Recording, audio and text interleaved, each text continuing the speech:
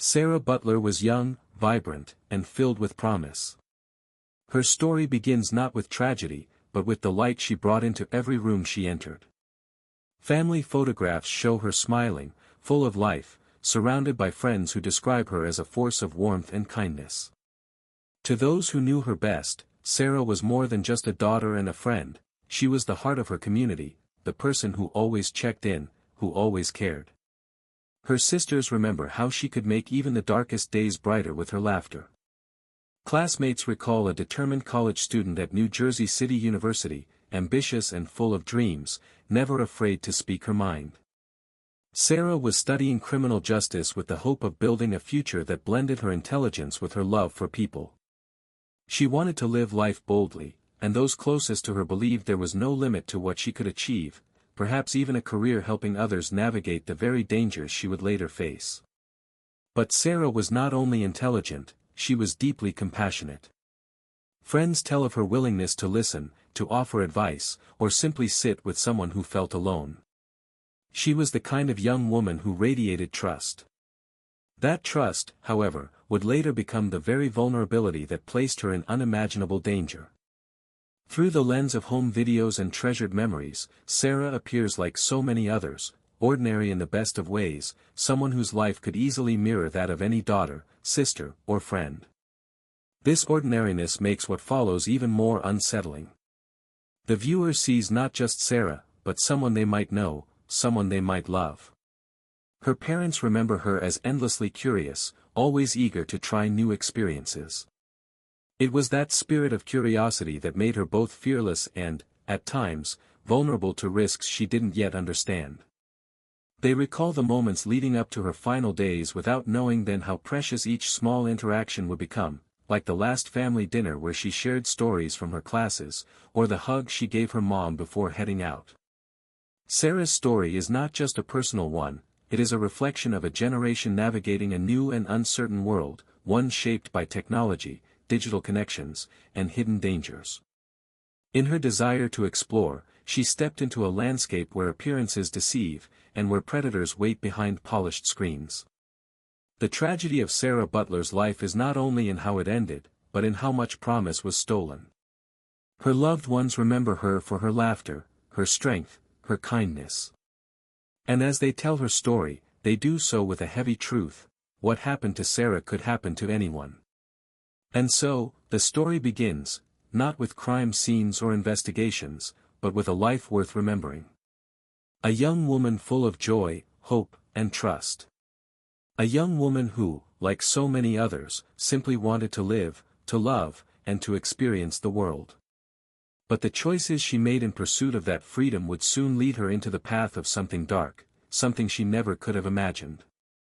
From these bright beginnings, we move into the shadows that would soon surround her life. What started as simple curiosity would open the door to danger, setting into motion a chain of events that no one could stop. Sarah's story was about to cross paths with a stranger, one who would forever change the lives of everyone who loved her. For Sarah, college life was a time of exploration.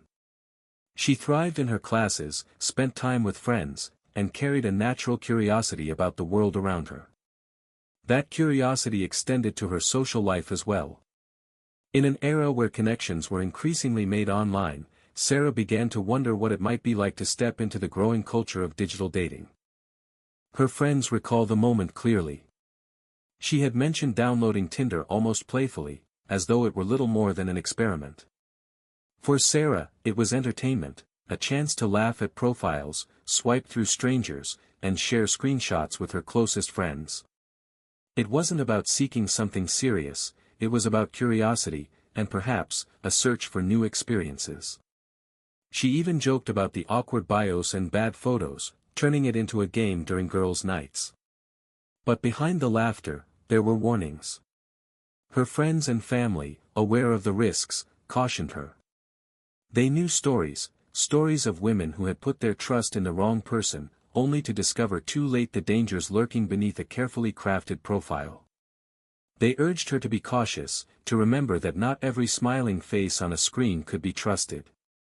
Sarah's mom even suggested sharing location data or meeting in public, but Sarah brushed it off with her usual optimism. Still, Sarah's optimism often outweighed her caution. She believed in seeing the good in people. She believed that most people were like her, honest, open, and searching for connection. It was a belief that made her kind, but also left her exposed to the kind of manipulation that thrives in the shadows of online anonymity. Experts in digital safety later explained that Sarah's decision reflected a common trend among young women at the time. For many, online dating seemed safe enough, normalized by millions of users and marketed as an easy way to meet new people. But beneath that polished surface, the reality could be far more dangerous. Apps like Tinder and Tagged were being exploited by predators who created fake personas to lure victims. Sarah's family remembers feeling uneasy when she spoke about meeting strangers from the app. Her mother, in particular, worried about the kind of men who might hide behind charming words and flattering messages. But Sarah reassured them, it was harmless, just a bit of fun. Nothing more. She promised to text updates and stay safe. What began as light-hearted curiosity, however, was about to take a darker turn. Somewhere in the endless sea of profiles, Sarah would make a connection that felt different, unexpected, even exciting. She couldn't have known that behind the smiling face and carefully chosen words lay something sinister, something far removed from the playful experiment she thought she was embarking on. In her search for something new, Sarah had unknowingly opened the door to danger.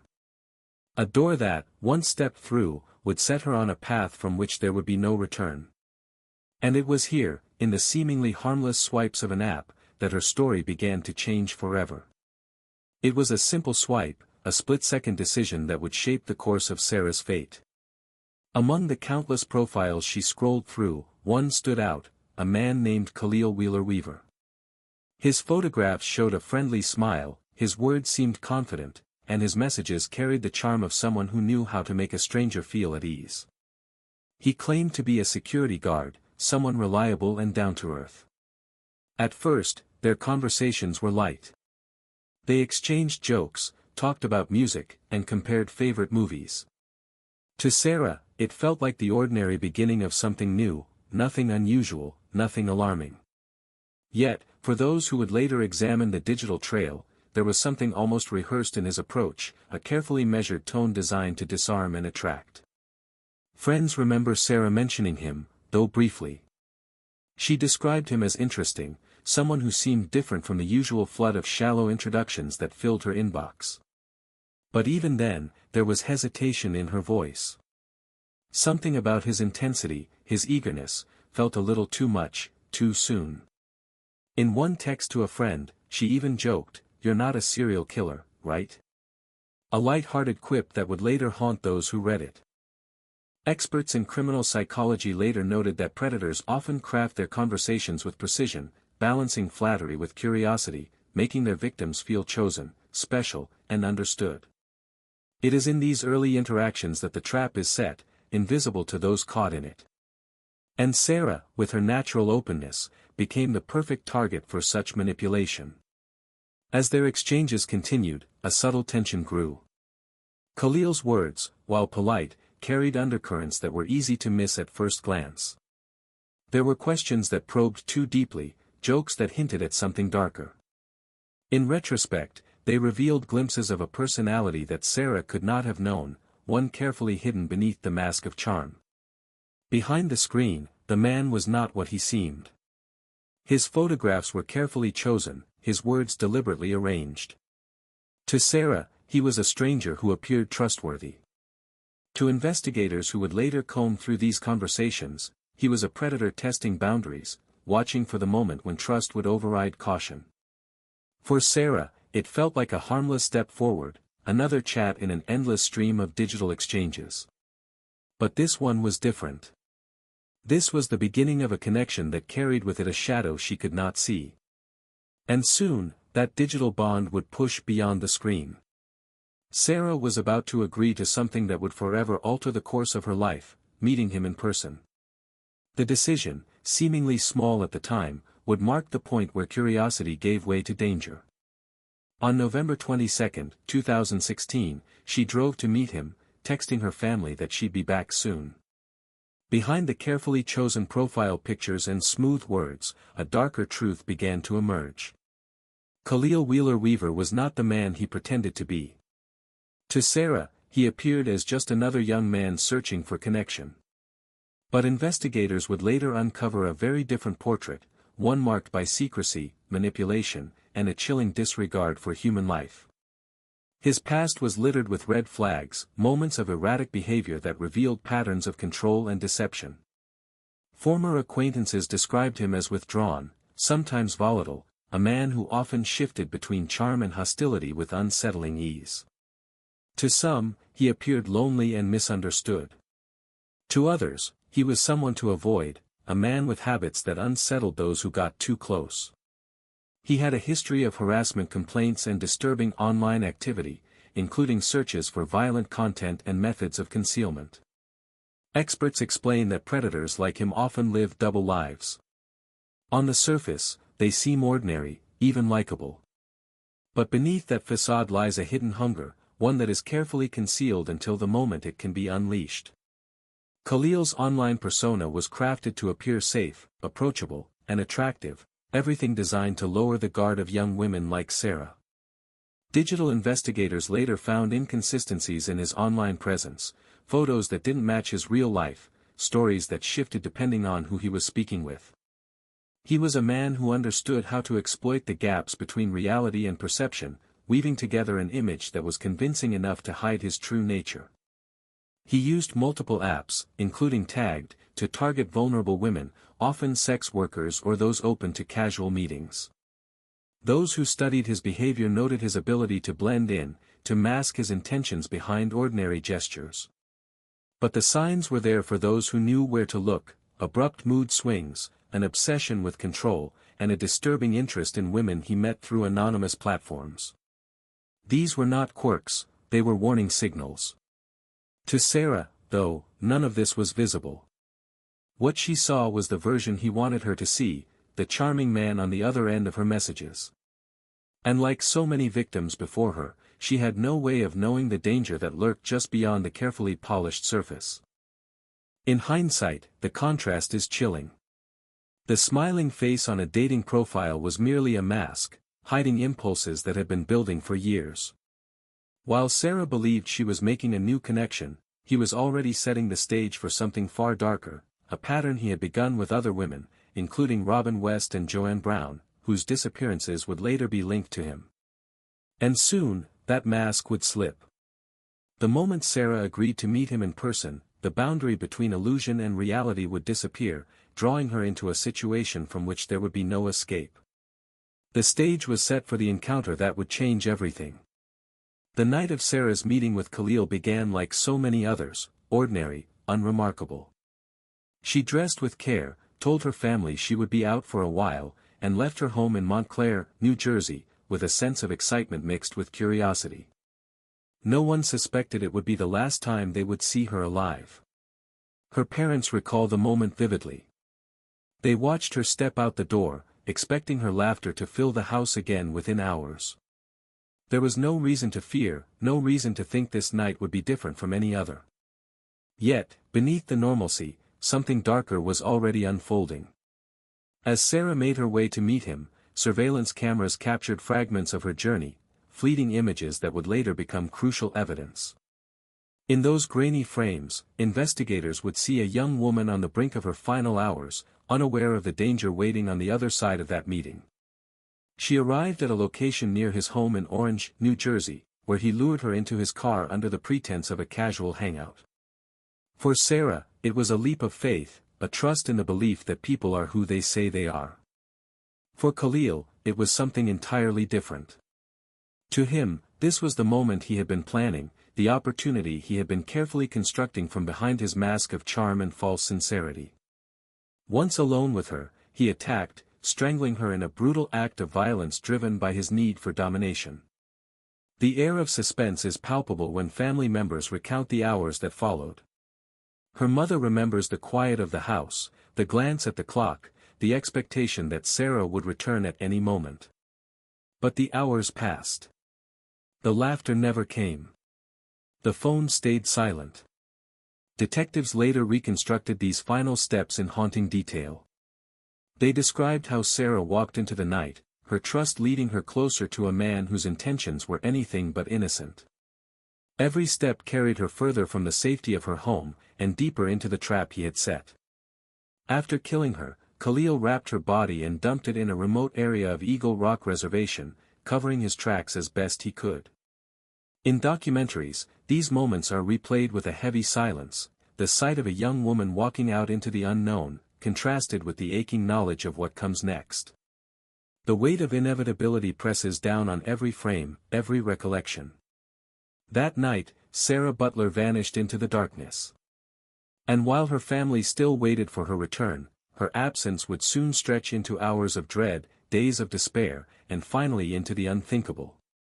The story that began in innocence had now entered a chapter of silence, one that would soon erupt into panic, fear, and the desperate search for answers. The first signs of alarm came quietly. When Sarah didn't return home at the time she had promised, her family grew restless. At first, they tried to calm themselves with reasonable explanations. Perhaps she was out with friends, perhaps her phone had died, perhaps she had simply lost track of time. But as the hours slipped by, that comfort faded. What began as mild worry hardened into something heavier, fear. Her sisters began to call her phone. The first few attempts went straight to voicemail. Then came the texts, short, urgent messages asking where she was, begging her to answer. The screen remained dark. There was no reply. By midnight, that silence had become unbearable.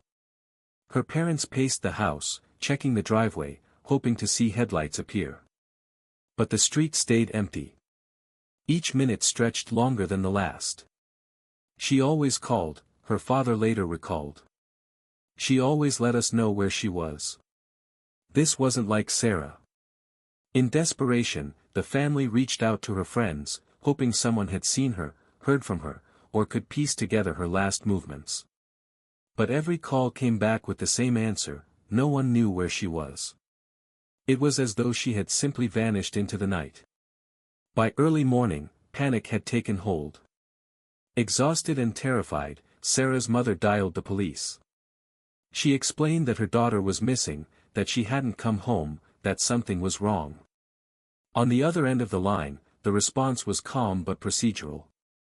"Adults go missing all the time," the officer explained. Maybe she had chosen to stay with friends, maybe she would return in a day or two. But for Sarah's family, those words offered no comfort. They knew her habits, her patterns, her character. This wasn't a simple misunderstanding. Something was wrong, terribly wrong. The police filed the report, but the weight of urgency wasn't there yet. For detectives, the case was just beginning, a name on a form. For Sarah's family, it was already a nightmare. Every unanswered call, every silent minute without her voice, deepened their sense of dread. That night, the house remained still, filled only with the quiet hum of unanswered questions. Where was Sarah? Who had she been with? And why had she not come home? It was in those first agonizing hours that the search began. A search that would stretch from frantic phone calls and sleepless nights to a full-scale investigation. And as her family clung to hope, they did not yet realize they were standing at the edge of a story that would soon shock even the most hardened detectives, a story involving not just one victim, but a serial killer's spree. The hours after Sarah's disappearance were filled with a suffocating silence. Her family moved from room to room, restless, desperate for something, anything, that could point to where she had gone. Every passing minute without her voice on the phone, without the sound of the door opening, carried the weight of dread. What began as worry had now transformed into fear so sharp it left them breathless. Her sisters scrolled endlessly through Sarah's social media accounts, refreshing pages, searching for new activity. Maybe she had posted something, maybe she had checked in somewhere. But there was nothing. No new updates, no signs of life. Her once active presence online had gone completely dark. Friends joined the search, calling mutual acquaintances, knocking on doors, retracing the steps they thought Sarah might have taken. The family drove through neighborhoods she frequented, hoping to catch sight of her car, hoping for a glimpse of her familiar figure on the street. But each attempt ended in the same haunting emptiness. Sarah's car was later found abandoned, adding to the mystery. Meanwhile, the police treated the case with cautious detachment. Officers explained that many missing young adults turned up within a day or two. Perhaps Sarah had simply decided to take some time for herself, perhaps she was with someone she trusted.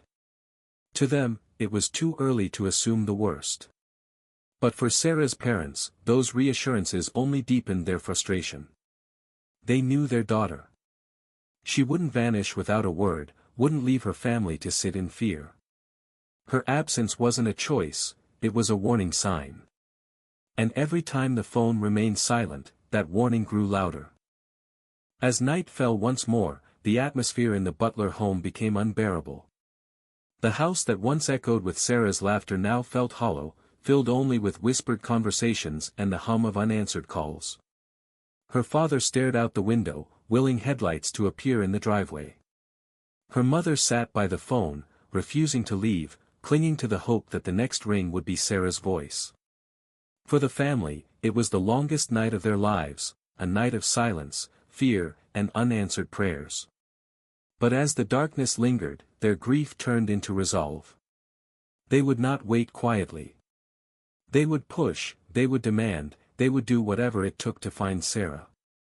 And soon, the authorities would have no choice but to listen.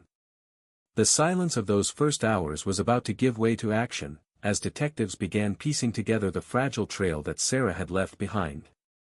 A trail that would lead directly to the stranger she had trusted, and reveal that he had struck before. By the next morning, the Butler family's desperation had reached its breaking point.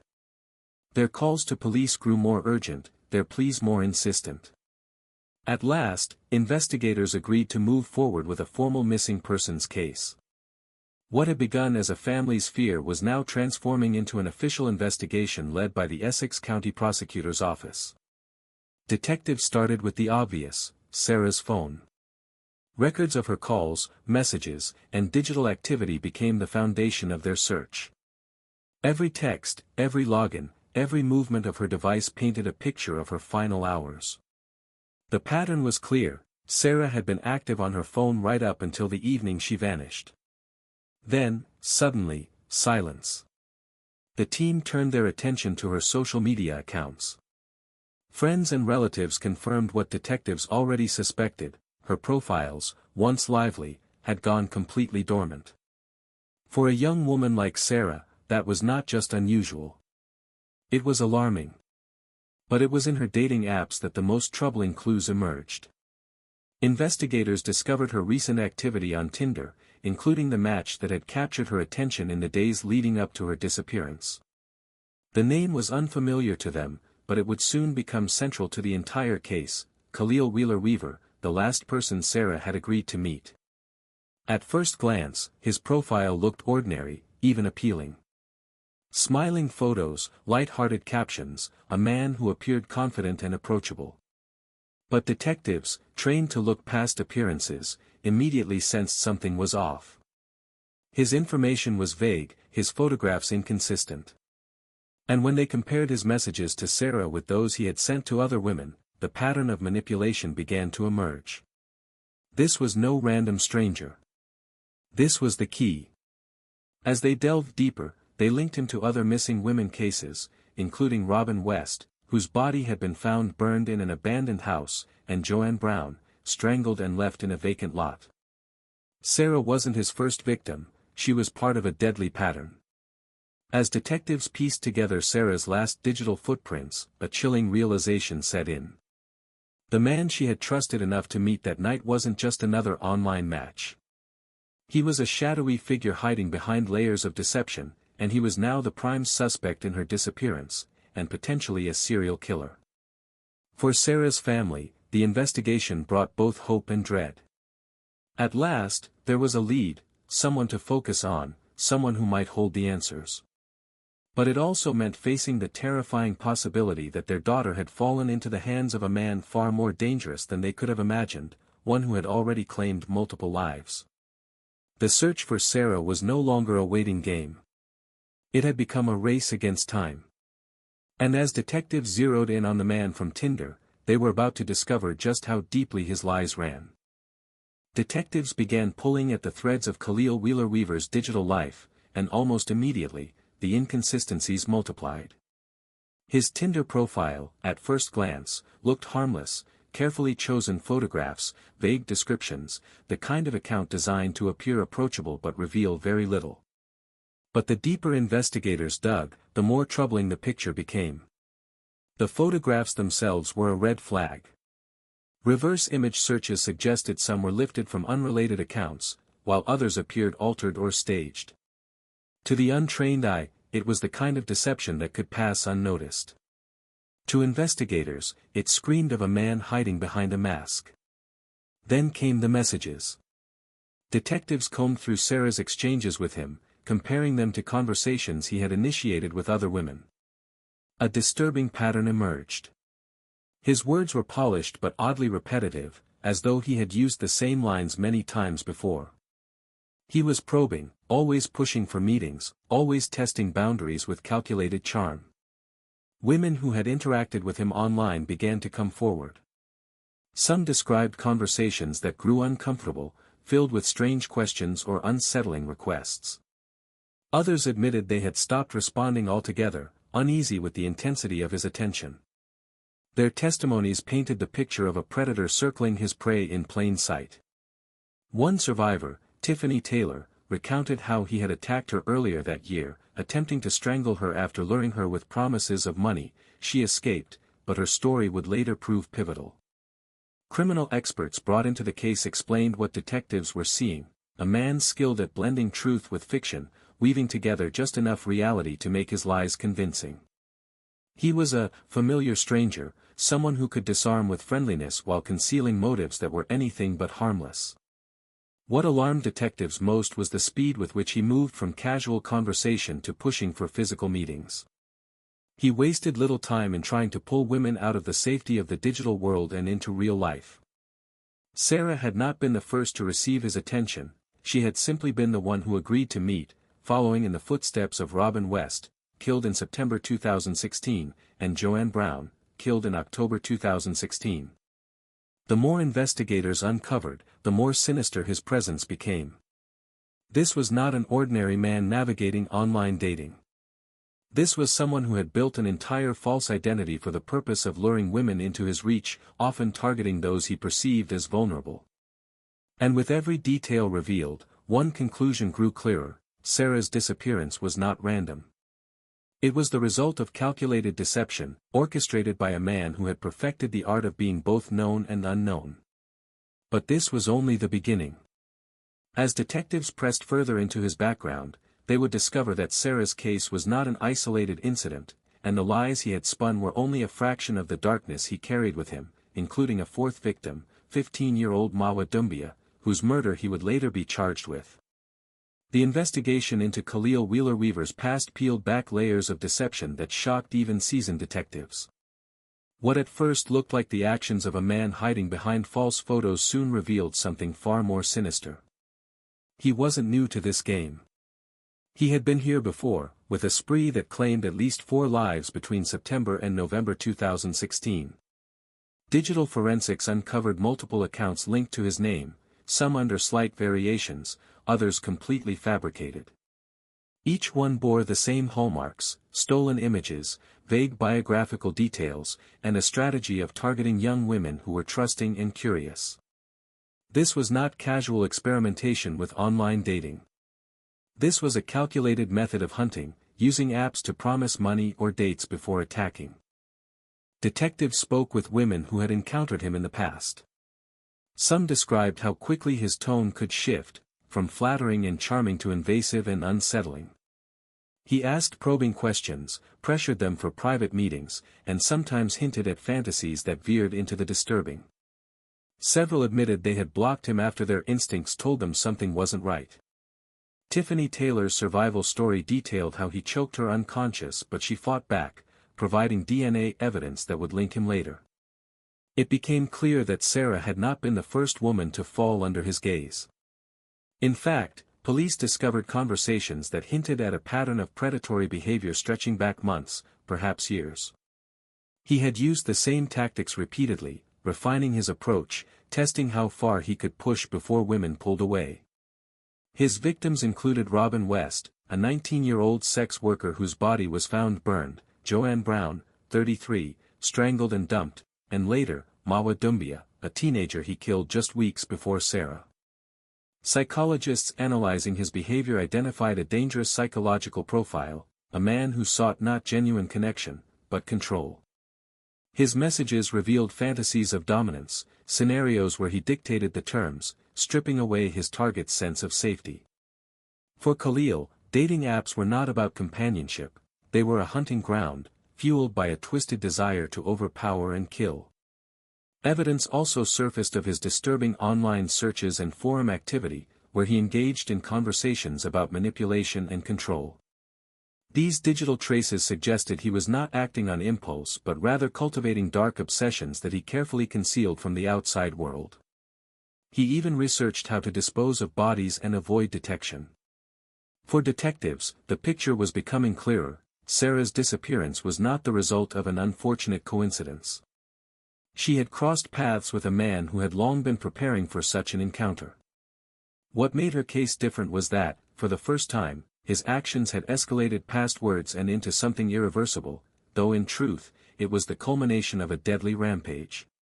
Each new revelation raised the stakes of the investigation. The more they uncovered, the more urgent the search became. Detectives now understood they were not just dealing with a liar or manipulator, they were dealing with a serial killer capable of unspeakable harm. And with Sarah still missing, the pressure was mounting. Time was slipping away, and investigators knew they needed to confront him directly. The next step would bring them face to face with the man whose mask was beginning to crack, but to catch him, they would need a clever trap. Detectives arranged their first meeting with Khalil Wheeler-Weaver at the local precinct. To the public, he was still just a person of interest, but inside the investigation, he was already the primary suspect. The interview room was prepared, cameras rolling, microphones catching every word. This was the moment investigators would begin to peel back the mask he had so carefully constructed. He entered the room with a calm, almost rehearsed demeanor. He spoke politely, offered a faint smile, and insisted he wanted to help. When asked about Sarah, he claimed their meeting had been brief, casual, nothing of consequence. He described her as someone nice, but maintained that after a short encounter, they went their separate ways. But detectives had already seen the messages. They knew the eagerness in his tone, the urgency in his requests, the way he had pushed her toward meeting. His story didn't align with the digital trail. Every denial he gave was met with quiet skepticism. His words were calm, but the inconsistencies were glaring. As the questioning deepened, cracks began to show. When pressed about the timeline, his answers shifted. One moment he claimed he had never seen her after the initial introduction, the next he admitted they had met briefly but insisted he dropped her off safely. Each version of the story unraveled the last, leaving a web of contradictions. Detectives watched him closely, noting the changes in his body language, the tapping of his fingers, the tightening of his jaw, the moments when his eyes darted away from theirs. He wasn't the confident, charming man from the dating profile. He was cornered, scrambling to hold his lies together. Still, without direct evidence tying him to Sarah's disappearance, the interrogation could only go so far. The suspect knew this, and he clung to denial, repeating the same hollow phrases: "I don't know where she went. I had nothing to do with it." Yet investigators left the room with more than enough reason to push harder. His contradictions, his evasions, his refusal to account clearly for the night of Sarah's disappearance, all of it painted a damning picture. He was no longer just suspicious. He was dangerous. For Sarah's family, the news that police had spoken to him brought both relief and dread. Relief that someone was finally being held accountable, dread that he still walked free while their daughter remained missing. The interrogation had ended, but the investigation was far from over. Now detectives needed more, tangible evidence that could pierce through his wall of denials. And soon, they would uncover what they had been searching for, the first hidden clues inside his private world. But to truly ensnare him, Sarah's friends and the sister of another victim, Robin West, took matters into their own hands. They created a fake profile on a dating app, mimicking his targets, and lured him into a meeting where police were waiting. He took the bait, leading to his arrest on December 6, 2016. Detectives knew that words alone would not bring Sarah home. To move the case forward, they needed something tangible, evidence that could cut through the suspect's denials. With a warrant in hand, investigators descended on Khalil Wheeler Weaver's residence. What they found inside would begin to dismantle the facade he had so carefully maintained. At first glance, the apartment seemed ordinary. Clothes folded neatly, dishes stacked, nothing overtly alarming. But detectives are trained to look beneath the surface. In the corners, in drawers, in places where ordinary eyes would not linger, the story of what truly happened began to reveal itself. They found traces that spoke of struggle, items out of place, signs that the apartment had not been as calm as the suspect claimed. Forensic teams worked methodically, swabbing for DNA, dusting for prints, collecting anything that could link Sarah to the space. And slowly, the pieces began to emerge. DNA from multiple victims, including Sarah and Tiffany Taylor, was found on items like clothing and restraints. Among the possessions were unsettling objects, restraints, tools, and items that suggested preparation rather than chance. To investigators, these were not random belongings. They were instruments of control, the kind used by someone who had considered, even fantasized, about scenarios of domination long before the night Sarah disappeared. Even more chilling were digital devices, his phone, his computer, his hard drives. Inside them, detectives uncovered fragments of conversations, hidden folders, and disturbing content that painted the portrait of a man obsessed with power and control over women. The very devices he used to lure Sarah were also the vault that betrayed him. Forensic analysts described how the data told a story: deleted messages, searches for methods of restraint, and chilling online activity that revealed a premeditated interest in violence. Piece by piece, the mask was falling away, and what lay beneath was darker than anyone had imagined. Searches included how to strangle someone and ways to dispose of bodies without detection. To Sarah's family, news of the search was agonizing. They wanted answers, but each discovery confirmed what they feared most, that their daughter had crossed paths with someone who was not simply dishonest, but dangerous in ways few could comprehend. For detectives, the evidence was not only disturbing, it was decisive. The case had shifted. They no longer wondered if he was involved, but how deeply. And as they sifted through the physical and digital remains of his hidden life, one conclusion became unavoidable: Sarah had been in that apartment, and so had his other victims. Now, the investigation was closing in. With each new discovery, the net tightened around Khalil Wheeler Weaver. And soon, detectives would find the final piece that connected him directly to Sarah's last hours, the digital trail that could not be erased. The turning point in the investigation came when digital forensic specialists began piecing together the fragments of Sarah's last online interactions. Her phone, her social media, and most importantly, her Tinder account, all of them held the answers investigators desperately needed. Technicians worked tirelessly to recover deleted files and encrypted data. Hidden within the device logs were the exact times Sarah had last been active, the final messages she sent, and the chilling confirmation of her meeting with Khalil Wheeler Weaver. Even the messages he thought he had erased were still there, preserved in the shadows of the app's memory. The reconstructed conversations told a haunting story. Sarah had agreed to meet him that night. The tone of her messages showed no fear, just the casual excitement of a young woman heading out to see someone new. To investigators, this was the proof they needed: the last person she contacted, the last meeting she arranged, the last step before she vanished. But there was more. Geolocation data tied her movements directly to his. Phone tower records revealed that both Sarah's and Khalil's devices had traveled together on the night she disappeared, eventually pinging near his residence before her phone went silent. It was a digital fingerprint, impossible to deny. Similar data linked him to the dump sites of his other victims. Detectives confronted him with the evidence.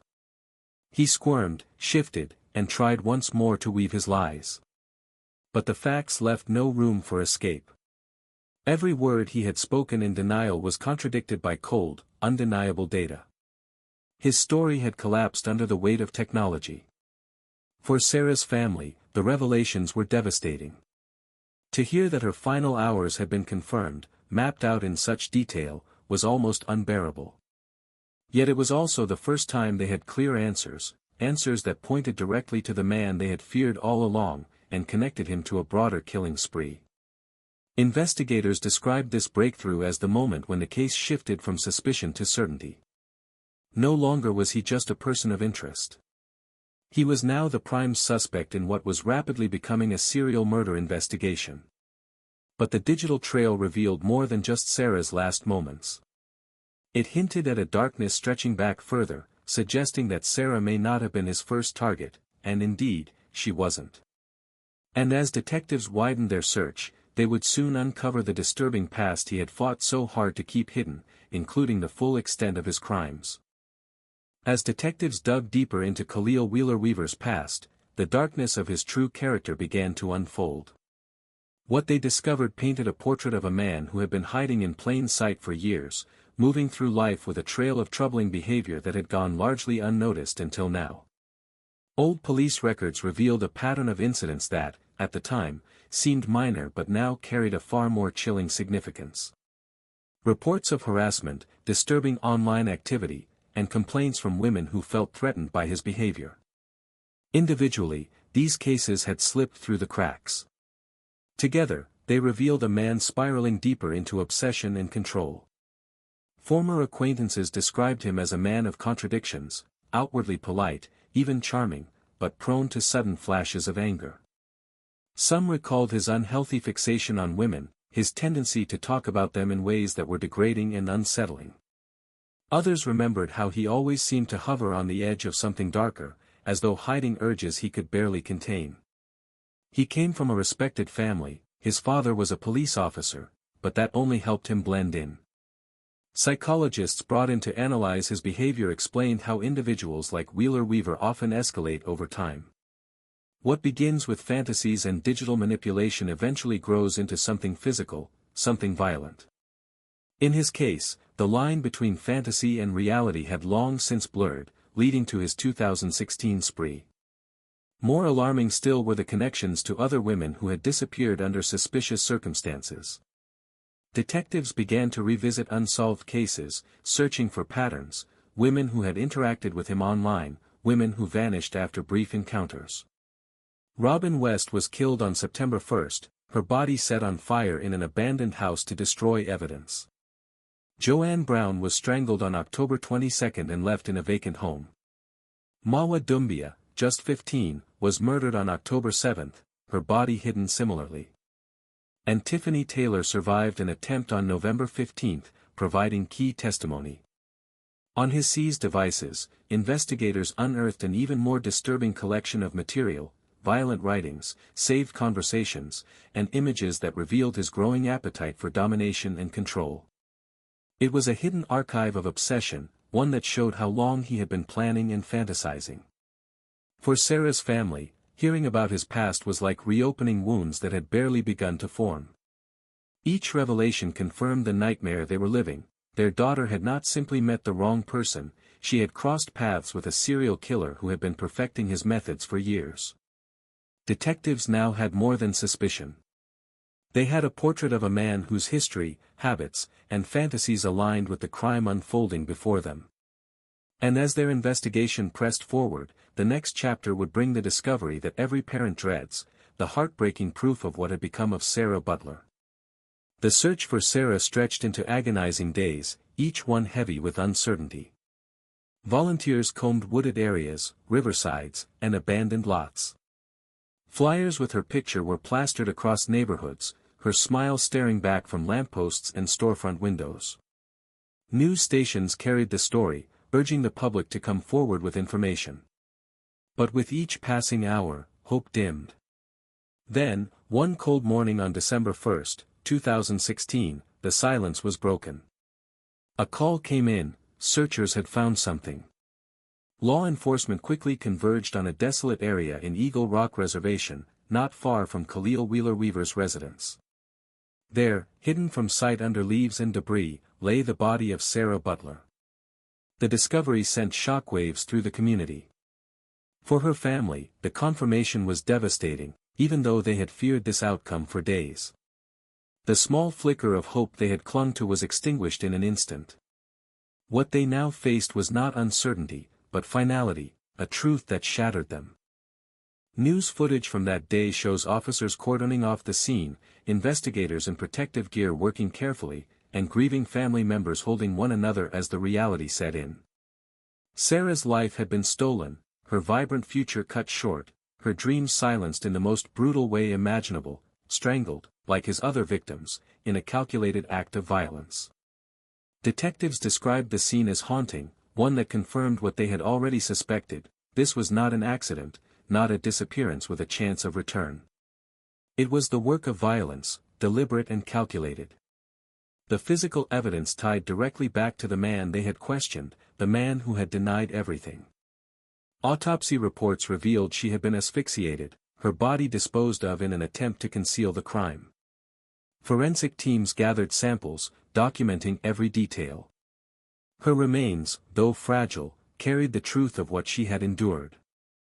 Each piece of evidence brought clarity, but also horror, as investigators began to understand the brutality of her final moments, likely a struggle in his car or apartment before he drove her to the reservation. The community responded with an outpouring of grief. Candlelight vigils filled the nights, neighbors and strangers alike mourning the young woman whose story had captured their hearts.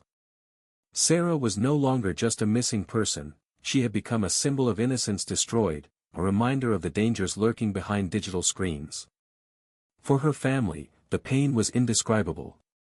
In interviews, their voices broke as they spoke of her kindness, her laughter, her dreams. Every word was a plea to the world to remember Sarah not for the way she died, but for the way she lived. But for detectives, grief had to turn quickly back into focus. They now had a body, evidence of a crime, and a prime suspect whose lies were collapsing. The next phase of the investigation would be relentless, gathering every piece of proof necessary to ensure that Sarah's killer could never harm another soul again, and linking him definitively to his other murders.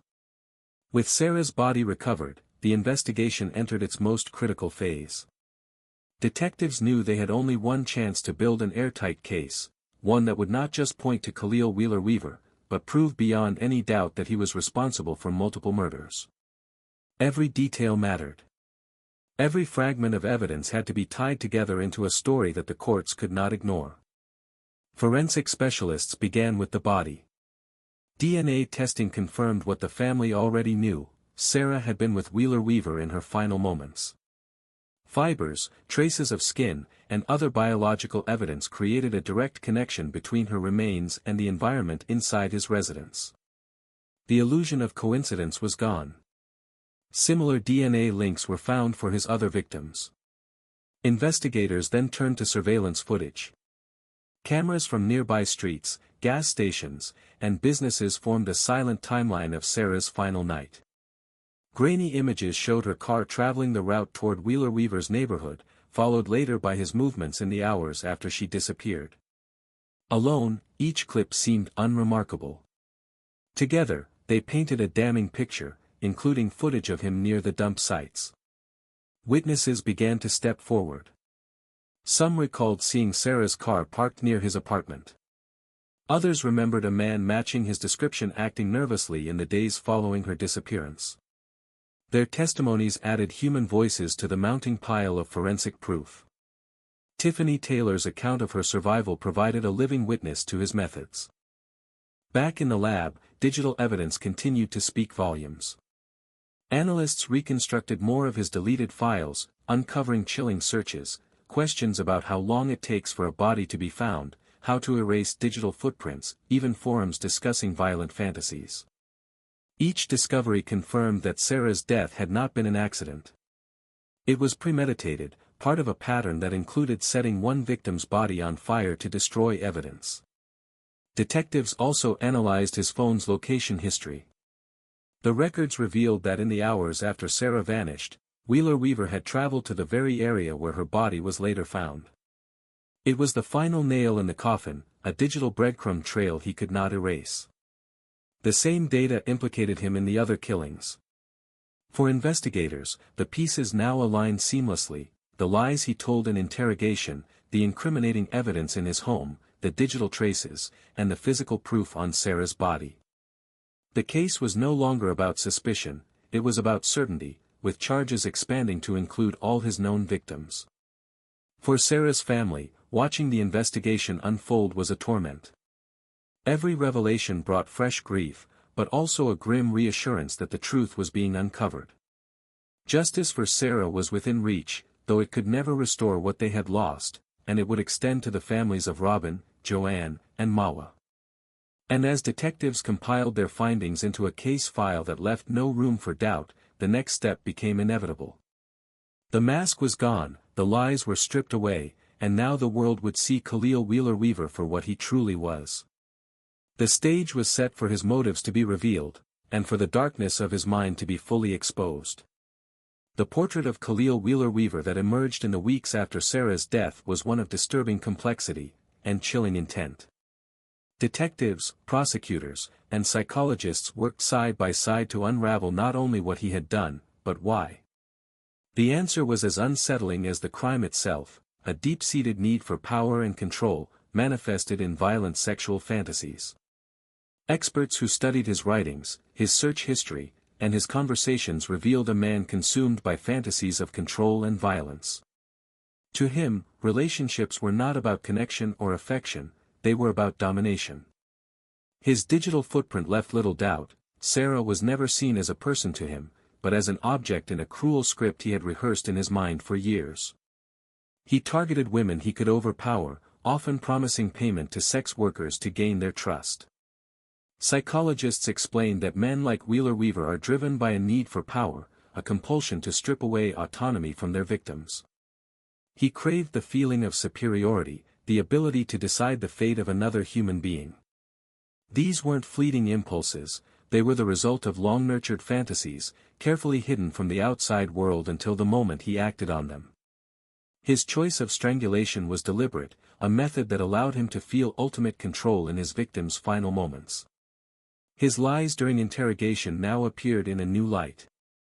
He wasn't merely denying involvement, he was attempting to preserve the illusion of control, even in the face of mounting evidence. The arrogance in his voice, the contradictions in his statements, all revealed a man who believed he could outwit the system just as easily as he had deceived Sarah. For investigators, exposing his motives wasn't just about understanding him, it was about ensuring he could never repeat his crimes. By piecing together his psychological profile, they demonstrated that this was not a crime of passion or accident. It was calculated, deliberate, and rooted in a hunger for domination, a pattern evident in all 4 murders. Sarah's story, through this lens, became even more heartbreaking. She had entered the meeting with optimism, believing in the good of people. He had entered it with malice, fully aware of the darkness he intended to unleash. The contrast between her innocence and his depravity was what made this case one of the most disturbing detectives had ever faced.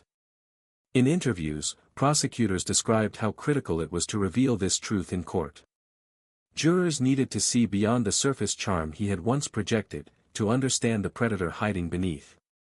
His motives, twisted, violent, and remorseless, were the key to securing justice. And with that foundation, the path forward was clear. The evidence was ready. The psychological profile was damning. The family, though broken with grief, was prepared to face him in the courtroom.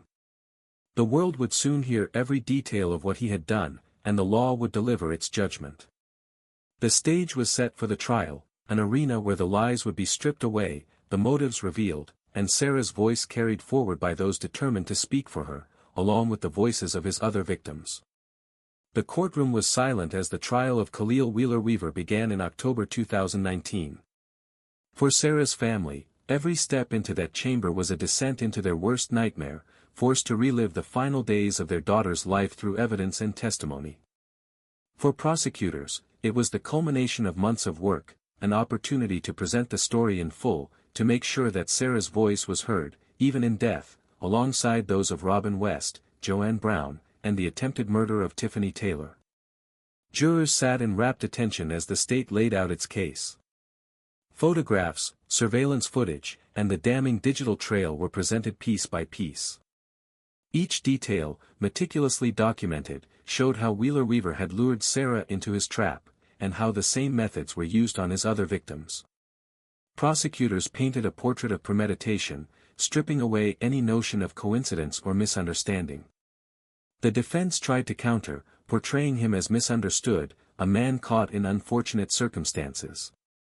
They argued that his contradictions were mistakes, not lies, that his actions were careless, not cruel. But every argument collapsed under the weight of the evidence: Sarah's DNA in his apartment, the deleted messages tying them together, the GPS data that led straight to her final resting place, and matching evidence for the other crimes. Witnesses were called to the stand.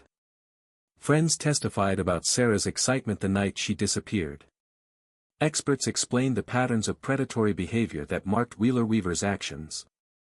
Detectives described the search of his residence, their voices steady but carrying the weight of what they had uncovered.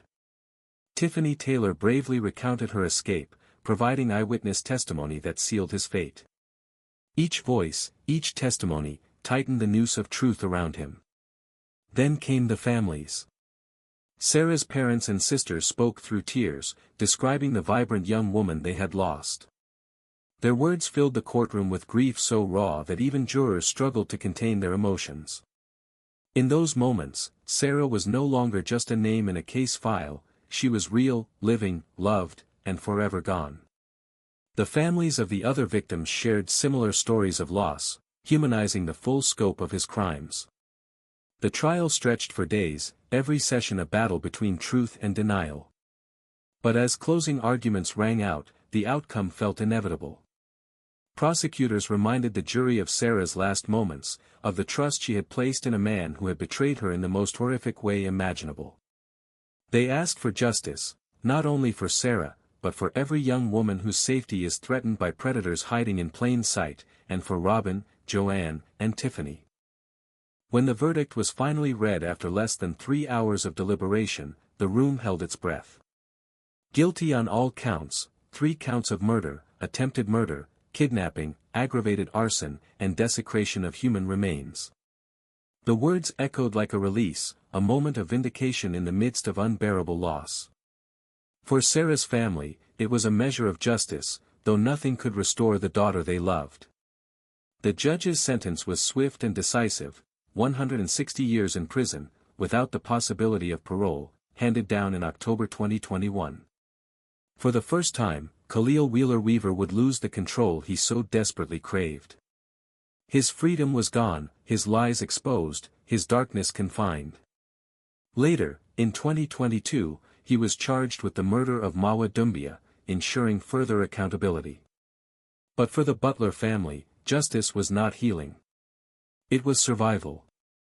And as they left the courtroom, they carried Sarah's memory with them, not as a victim defined by tragedy, but as the daughter, sister, and friend whose life they would continue to honor. Outside, the cameras captured their grief, their resolve, and their voices. They spoke not just for Sarah, but for others, warning of dangers, urging vigilance. The trial had ended, but their mission was just beginning. And in the aftermath of the verdict, the story would turn to them, the family left behind, carrying the unbearable weight of loss. In the aftermath of the trial, as the courtroom doors closed and the cameras dimmed, the Butler family was left with the raw reality of their grief. Justice had been served, but justice could not bring Sarah back. Their voices, heavy with sorrow, became the final testimony to who she truly was beyond the headlines and court proceedings. Her sisters remembered her as the one who kept the family together, the person who always found a way to make them laugh even in their darkest hours. They spoke of the small things: her love for music, like blasting hip-hop during car rides, her late-night talks about life and dreams, her endless curiosity about the world. To them, Sarah was not just their sister, but their anchor. One sister, Morgan, was instrumental in pushing the investigation, refusing to let the case go cold. Her parents described the unfillable void left in their home. Her father recalled waiting for the sound of her car pulling into the driveway, a sound that would never come again. Her mother spoke through tears about the way Sarah would hug her before leaving the house, promising she'd be back soon. She always came home, she whispered, until that night. They shared how holidays and birthdays now felt empty, marked by toasts to her memory instead of her presence. Through interviews, the family's words were a mixture of heartbreak and determination. They wanted the world to remember Sarah not as a victim of violence, but as a young woman full of promise. Someone who had dreams of working in law enforcement, ambitions to make a difference, and a light that touched everyone who knew her. They wanted her story to mean something, to highlight the risks of online dating and the importance of community vigilance. The pain in their voices carried a warning. They spoke directly to others, parents, siblings, young women navigating the world of online connections. They urged caution, trust in instincts, and the importance of speaking up when something feels wrong. Their grief had transformed into a mission, to prevent another family from enduring what they had suffered, perhaps through advocacy for better app safety features or education programs. Community members echoed their voices. Vigils continued, candles lit in Sarah's memory, each flame a symbol of the life taken too soon. Friends and neighbors joined the family in their call for awareness, determined that Sarah's name would not be forgotten. In Montclair, memorials and scholarships were established in her honor, supporting students in criminal justice. Though broken by loss, the Butlers carried themselves with resilience. They spoke of their love for Sarah in the present tense, as though she were still with them, guiding them, urging them forward. In their grief, they found a way to keep her alive, not in body, but in legacy. Their voices became the final echo of the case, the reminder that behind every headline is a family shattered, lives forever altered. And as they continued to speak out, their story began to shift from tragedy to warning, from loss to a call for change. Yet even as they found purpose in their pain, the question lingered, how many others could face the same dangers? To answer that, the story would have to widen beyond Sarah's life, toward the lessons her tragedy left behind, a warning to a generation stepping into the digital unknown. Sarah Butler's story did not end in the courtroom. Her death became a haunting lesson, a stark reminder of the hidden dangers that lurk in the digital age. Experts in online safety and criminal psychology reflected on her case, explaining how predators exploit the anonymity of technology, weaving trust with words and images that hide their true intent. They warned that apps designed for connection can just as easily become hunting grounds. What appears harmless, a swipe, a match, a casual message, can carry consequences more devastating than anyone imagines. Sarah's story, they explained, was not unique. It was part of a growing pattern, one that demanded awareness and vigilance. Since her death, cases of app-related violence have prompted changes, like better verification on platforms, but risks remain. Through interviews, specialists urged viewers to take precautions, to meet strangers in public places, to share plans with friends or family, like using location-sharing apps, to trust instincts when something feels wrong, and to report suspicious profiles immediately. Small decisions, they emphasized, can mean the difference between safety and tragedy. They also highlighted the role of bystanders, how friends creating fake profiles helped catch Wheeler Weaver, turning grief into action. Sarah's family echoed that warning. In their grief, they spoke with a quiet determination, hoping that by telling her story, others might be spared. If Sarah's life can save just one more, her father said, then her voice is still alive. Their words carried the weight of loss, but also the strength of love turned into purpose. They advocated for laws requiring dating apps to report threats and for education in schools about online predators. The community, too, took lessons from her tragedy. Schools, churches, and local organizations began hosting conversations about online safety, using Sarah's name as a call to action. Candlelight vigils turned into forums for education, her memory becoming not just a symbol of grief, but a spark for change. In New Jersey, her case influenced policies on handling missing persons reports more urgently. Experts noted that the greatest defense against predators is awareness.